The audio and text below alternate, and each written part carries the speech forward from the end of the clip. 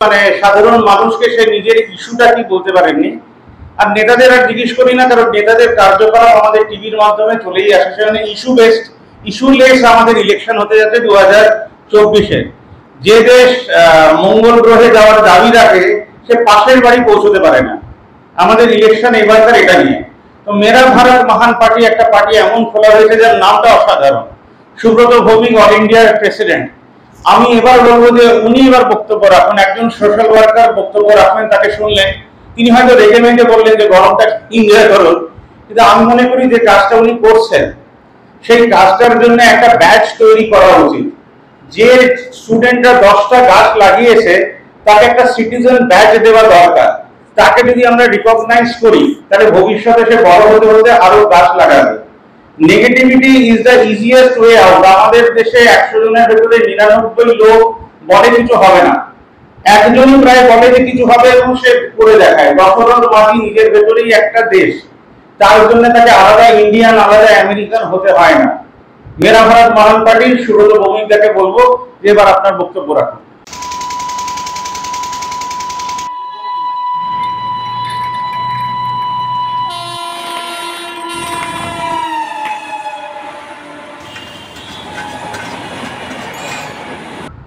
আমি সকলকে আমার আন্তরিক শুভ নববর্ষের প্রীতি শুভেচ্ছা নমস্কার জানাই।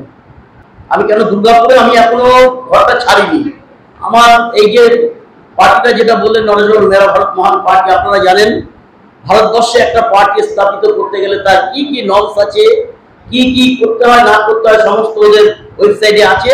সেগুলো সমস্ত কিছু আমি কভার করে সমস্ত প্রায় 2 থেকে 2.5 বছর আমি এইটার পেছনে ঠিক থেকে আমি এই পার্টিটাকে ফর্ম করেছি। এই পার্টি আমাকে বলছে এটা কি বিজেপি? আমি না, বিজেপি তো আলাদা পার্টি।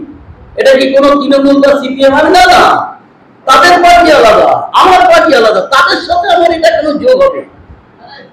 এটা ইলেকশন কমিশনের কাছ থেকে এটা রেজিস্টার্ড পাওয়া, রেজিস্টার্ড, এবং এটা রিকগনাইজড হয়েছে গভর্নমেন্টে। যখন আমার রিপ্রেজেন্ট পাঠিয়েছি ওনারা বলেছেন আপনাদের রিপ্রেজেন্ট পাঠান, কি কি নর্মস আছে একটা পলিটিক্যাল পার্টিতে।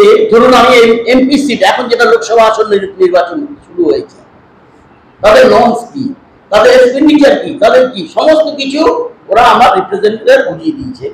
এবং তারা বলেছে 95 লাখ। সত্যি কথা বলতে আমি আপনাদের একদম সিনসিয়ারলি বলছি, এই পার্টিটা তৈরি করেছি কিন্তু এখনো পর্যন্ত নামে পার্টি, নামে কোনো কি বলে যে হেল্প করবে, আমাকে যে হেল্প করবে একটা কোনো ক্যান্ডিডেট বা একটা কেউ আমাকে দিই। এবং আমাকে বলেছি দেখুন নরেশবাবু, আমার তো লোক নেই, আমাকে তো কেউ হেল্পই করছে না। 2-4টে আমার ওই অটো আছে, দেখেছেন উনি আমার 4-5টা অটো আছেন, ওই অটো ওদেরকে দিয়ে আমি একটু প্রচার করাই। একটা আমার সে দিয়েছি, ওটা একজন ম্যাডামের মাধ্যমে ওটা স্পিক করে ওটাকে প্রচার করছে, আর তার সাথে আপনার একটা ছেলেকে দিচ্ছি। এইভাবে আমার খরচা হচ্ছে। এবার বলতে পারেন আপনি খরচাটা করতে পারছেন, রাইট? আমি সামান্য পেনশন পাই। আর চাকরি জীবনে আপনারা যারা চাকরি করে এসছেন আপনারা দেখেছেন একটা গ্র্যাচুইটি হয়, একটা প্রভিডেন্ট ফান্ড হয়, মোটামুটি একটা টাকা পাওয়া যায়, বিশেষ করে যারা আপনার এই অটোনমাস বডিতে চাকরি করেন। আর আমি একটা এক্স অফিসার ছিলাম, যাই হোক। তা সেখানে আমার কিছু জানেন সেন্ট্রাল গভর্নমেন্ট অনুযায়ী কিছু টাকা সিনিয়র সিটিজেন রাখলে এত টাকা পাওয়া যায়, এবং কিছু বন্ড রাখলে তার থেকে এত টাকা, তাদের ট্যাক্স দিতে হয় না। ওগুলোতে ট্যাক্স না, আপনার একটা পার্টিকুলার ইয়েতে ট্যাক্সটা জমা দিতে হয়, এবং each and every year financial year আমি ট্যাক্স পেড করে দিই। এবার বক্তব্য হচ্ছে যে আমি উইল করবো কি করে? এত বড় বড় সব লোক, তারা তো কোটি কোটি টাকা খরচা করছে। আমাকে বলেছে আমার রিপ্রেজেন্টকে 95 লাখ আপনি খরচা করতে পারবেন। আরে আমি তো 95,000 করতে পারছি না। যাই হোক, মোটামুটি আমি নরেশবাবুর সাথে একটা বসে ওনার সাথে রাত্রি 11টা 11:30 এবং সারাদিনই ওনাকে ব্যস্ত রেখে উনি আমাকে বললেন এইভাবে আপনি করুন, আগে প্ল্যানটা করুন। তা এখন উনি যে মোটিভটা নিয়েছেন, এই যে পেপার বা কিছু আমি বলছি দেখুন এখন আমার দিকটা আপনি ফোকাস করুন ইলেকশনের জন্য। কারণ আমি যখন দাঁড়িয়েছি আমি তো কিছু এক্সপেকটেশন আছে আমার, আই গেট সামথিং, এটা তো আমার এক্সপেকটেশন। তা এই এক্সপেকটেশনটা যেন আমার নেগেটিভ না হয়, পজিটিভ হয়। আমি দমদমবাসীর কাছে তথা পশ্চিমবঙ্গবাসী এবং দমদমবাসীর কাছে আমি অনুরোধ করব, আপনারা আপেল চিহ্নে, মানে 1 জুন আসছে দিন, আপেল চিহ্নে ভোট দিন। এর থেকে এখন তো আমি বেশি কিছু বলতে পারছি না। একটা পার্টি বলছে ওই পার্টি এ করেছে, আরেকটা পার্টি বলছে ওই পার্টি এত লক্ষ টাকা স্ক্যাম। আরে এসব তো আমার জানার দরকার নেই। যারা করেছে তারা তাদের হিসাব নেবে কে? অ্যাকাউন্টস ডিপার্টমেন্ট, সিআইডি তাদেরকে বলবে। এবং আমাদের এখানকার অনারেবল চিফ মিনিস্টার বলছে আমাদের টাকা দেয় না। আবার দিল্লি সরকার বলছে যে ওখানে টাকা ডিসবার্স করে তারা বলছে আমরা তো সবসময় টাকা দিয়ে যাচ্ছি, ওরা হিসাব দেয় না। প্রশ্ন হচ্ছে আপনি আমাকে টাকা দেবেন, আমি যদি হিসাব না দিই তাহলে কিসের বেস করে আপনি? এটা কি আমাদের কি আমরা কাদেরকে আপনি কেন তাকে আপনি পাঠাবেন? আপনি তো ভরসা বিশ্বাস করে তাকে দিচ্ছেন যে আমার পশ্চিমবঙ্গবাসী, আমি তো দুনিয়ার কথা বলছি না, অন্যান্য স্টেটে এরকম হচ্ছে না, পশ্চিমবঙ্গে কেন এই জিনিসটা হচ্ছে? আপনারা হিসাব নেবেন না? আপনারা পশ্চিমবঙ্গের ভারতবাসীর, মেরা ভারত মহান, ভারতবাসীর মহান লোক, আপনার পশ্চিমবঙ্গের বাসী, তারপরে একটা হিসাব করবেন না যে কোথা থেকে টাকাটা দিচ্ছে, কাকে দিচ্ছে, কেন দিচ্ছে? আরে আপনি ওরা সোর্স করে দিন।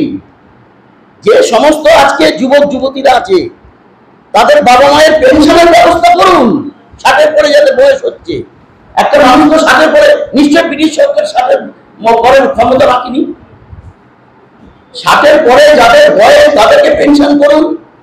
যুবক যুবতী ছেলে মেয়েদের চাকরির ব্যবস্থা করুন, সোলার অ্যাক্টিভিটি করুন এবং কোঅপারেটিভ মুভমেন্ট করুন। এখন প্রশ্ন হচ্ছে আমার সমস্ত দমদমবাসীর কাছে যে কেন আমার তো একটাই সিট, সেই সিটে আমি দাঁড়িয়েছি, আমি তো দুনিয়ার কথা বলতে পারি না। কি বলুন, পারি? আমি তো আমার জন্য বলবো, আমি আমার জেতার জন্য বলবো। সেখানে আছে আমার সাথে যারা ফাইট করছে, সৌগত রায় অধ্যাপক, আমি তো দেখিনি 8-10 বছরে উনি কোনোদিনও পার্লামেন্টে কি বলেছেন না বলেছেন। তারপরে সুজন চক্রবর্তী, উনি তো হচ্ছেন দক্ষিণ 24 পরগনার লোক। আমার বাড়িতে আজকে এসছে, বলছে এই ভোটারটা ভাই আমার বাড়ির সামনে দেখো। এই পার্টির ফর্ম করেছি আমি ফাউন্ডার, আমি সভাপতি। এটা ধরুন 100 জনকে নিয়ে, 100 জন পার্টিকে নিয়ে তাদের নোটারি করে ডিস্ট্রিক্ট ম্যাজিস্ট্রেটের সমর্থ করে তবে কি একটা ইলেকশন কমিশন দেখবে, চিফ ইলেকশন কমিশন, তবে কি একটা পার্টি ফর্ম হয়। 2 থেকে 2.5 বছর লেগেছে এই জিনিসটা তৈরি করতে। যাই হোক, নরেশ বাবুর মাধ্যমে, দেবাশিস বাবুর মাধ্যমে আমি আপনাদের কাছে এসেছি এবং একদম যতদিন না পর্যন্ত শেষ হচ্ছে, আমাদের 1 জুন আসছে, আমি ওনাদেরকে পাশে রেখে আমি আমার নেক্সট কিভাবে কি হবে ওনাদের অ্যাডভাইস নিয়ে আমি এগোবো। আপনাদের কাছে আমি আশীর্বাদ চাইছি, আমার সহানুভূতি দেবেন, আমাকে আপনারা শুভেচ্ছা জানাবেন, যাতে আমি দমদম লোকসভা কেন্দ্র থেকে একটা উইল করে একটা দরজা খুলে দিন, যাতে পার্লামেন্টে একটা সিট আপনাদের কাছে আমি ভিক্ষে চাইবো। এই ভিক্ষের মাধ্যমে আপনারা আমাকে পাঠান। 543টা সিট আছে, তার মধ্যে একটা সিট আমাকে দিন। এই বলে আমি আমার বক্তব্য শেষ করছি। জয় হিন্দ, বন্দে মাতরম, ইনকলাব জিন্দাবাদ, জয় মেরা ভারত মহান। 1 জুন আসছে দিন, আপেল চিহ্নে ভোট দিন।